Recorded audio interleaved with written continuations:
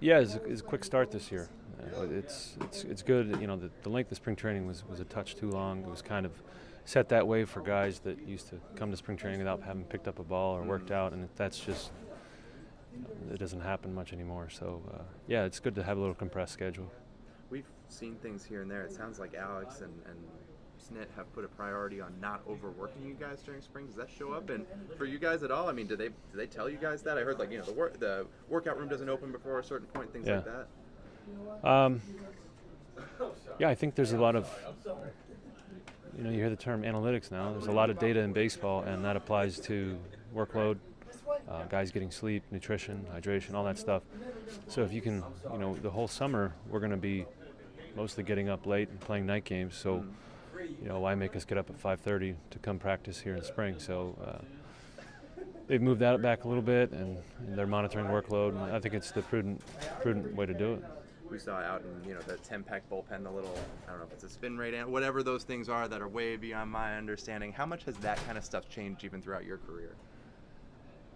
Yeah, with the first team I was on had a VHS tape library, so it was just being kind of phased out, but it was still there.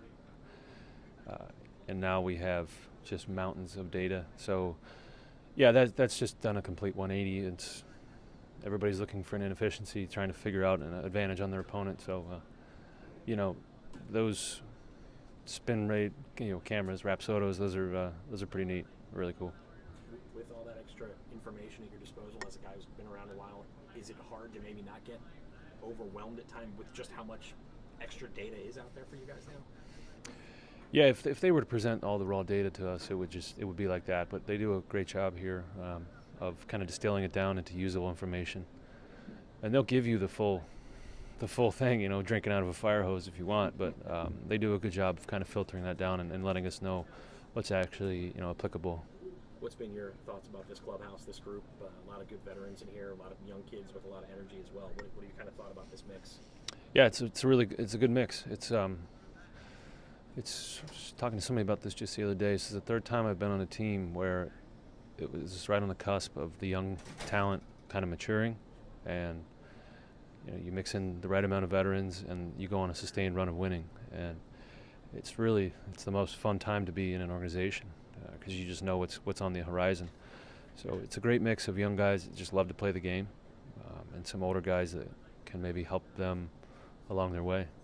Did you see some of that last year from being around this club? I know you couldn't get on the field, but just being around the clubhouse, spending time with these guys, you could tell this was a group that was trending in the right direction as well. Oh, absolutely, yeah. The talent hits you in the face. I mean, it's really impressive, and they've also emphasized getting guys that love to play the game and just, I guess, are good citizens. So it makes it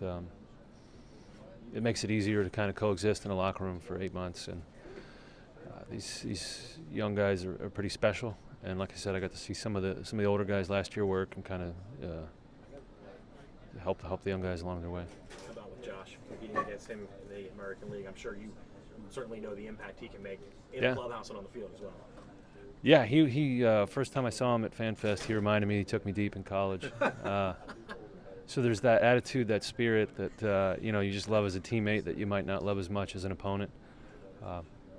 But he was nice enough to remind me that I have pretty good numbers against him in the big leagues. So, at least he remembers both sides of it. But I really enjoy players like Josh.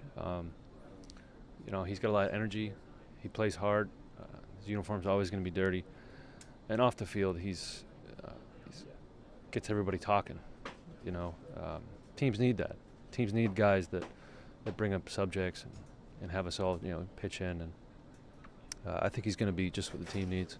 Snit talked about how energetic he is, how outgoing, how outspoken he can be. Was he that way back in college too when you were on the other side with him? So in college we only overlapped I think 1 year, maybe two. I'm a little bit older.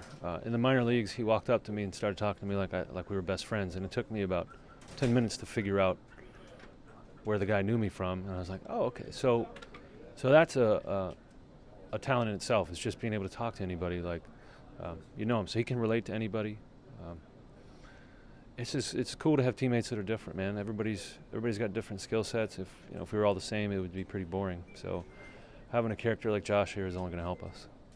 So is this